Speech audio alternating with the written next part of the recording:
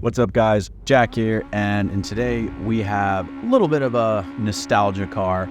I decided to build up a car the way Forza Motorsport wanted you to. So I bought the car, I went and hopped into E-Class, did a race, upgraded a few pieces, and did another race, upgraded a few more pieces, and we ended up with this. I decided to build the car so it has race gearbox and a little bit more power. I didn't upgrade the tires, and I did upgrade the suspension so the car rides pretty well. I'm not honestly too concerned about the tires. It might be a better option, but at this point, I like the car. I like where the car's at right now. It shifts really fast, and it accelerates really, really well. So let's bite our way all the way through the front of the field in this E-Class race, which E-Class is an absolute ball as we go right by that car who just went off the track a little bit, but the reason I chose the gearbox is a lot of these guys I noticed when I was racing in the E-Class cars, their cars had pretty good acceleration, but none of them had any good shifts. So I decided to go with the race transmission, which will allow me to just shift without using the clutch and massively shorten the gears. So I'm able to use all of the gears here at the track, while a lot of these other cars I'm racing, they might end up having more horsepower, but they can't use any of it because unfortunately they're just stuck waiting for that gear. They're never in the power band. So as we see that car go flying off the track, just, you know, a little bit of E-Class chaos, we encounter something that I only recently started noticing, and I don't know if this is a new glitch or what, but man alive is it frustrating. The smoke screen glitch has been activated and we can't see a thing.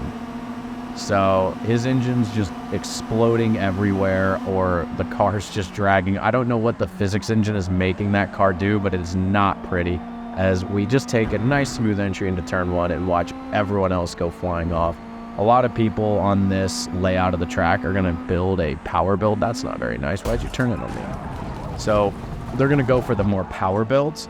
So when they get to those corners, they're pretty much gonna be kind of toast, but this car handles pretty well, so all in all, that was pretty good.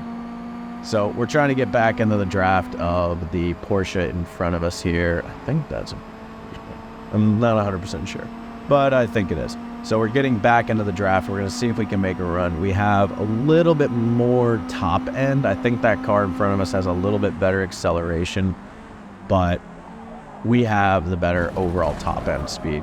So we got by him right there in that corner. Now we're setting our sights on the leader, but we still have to be mindful of the car behind us, but I want that leader. I've won a couple races in the E-Class. I had a couple that I did earlier, but unfortunately the recording's corrupted. I wanted to do a video just kind of building the whole car up, but unfortunately that's not just gonna work out this time. But as you can see, we're rocking about 179 horsepower at the max. Which, not bad for E-Class. We're able to hold our own with some of these more power builds, and we're definitely quicker in the corners.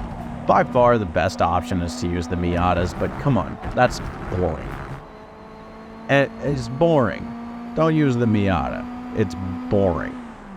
So we hopped in the initial D car, and we're just closing up on the leader now. Road America East, very straightforward track. It's actually pretty fun if you get the right conditions. I mean, I guess you can make anything fun depending on who you're with, but it's definitely a fun track to have some racing at. But E-Class overall, it's making me enjoy Forza, the battles, the speed of the cars, the way they drive.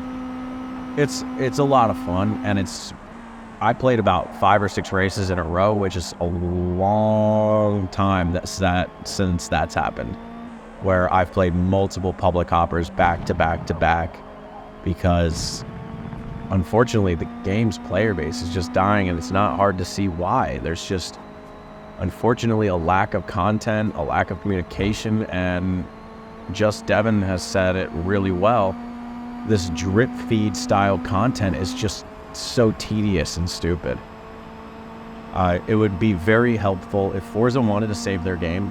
They would start dropping 3 cars a week, because 1 car a week right now, and I think I made a little bit of contact with him, but I'm not really sure. So I'm actually lifting off to let him go back by, but I think he just kind of made a mistake because he just started letting off a little bit early. I accidentally hit him. I really wasn't sure what was happening there. I kind of was just confused, but we're going to put our foot back down in it and we're just going to drive away now, because that was a very confusing situation all around.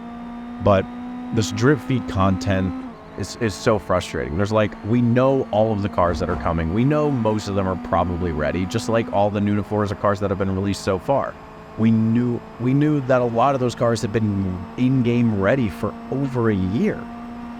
So it's very frustrating that we have to keep waiting for new content. There's only 2 options on the classes, and that's E and X.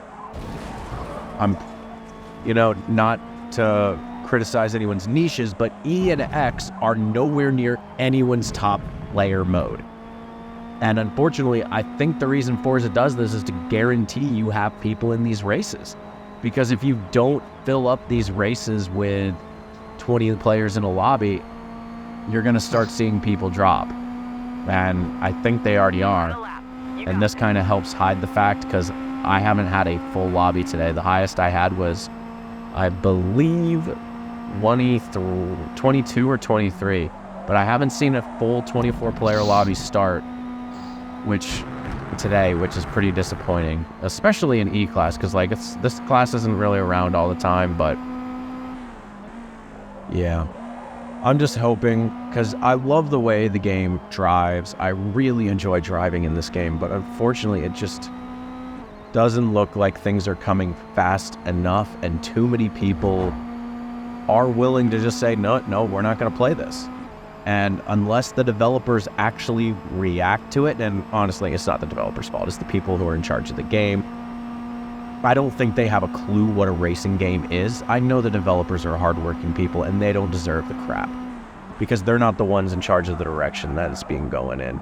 And I guarantee you, a lot of the features that we have been screaming for years, the developers would love to put in, but there's just something that they just don't want to do with this, which is super unfortunate.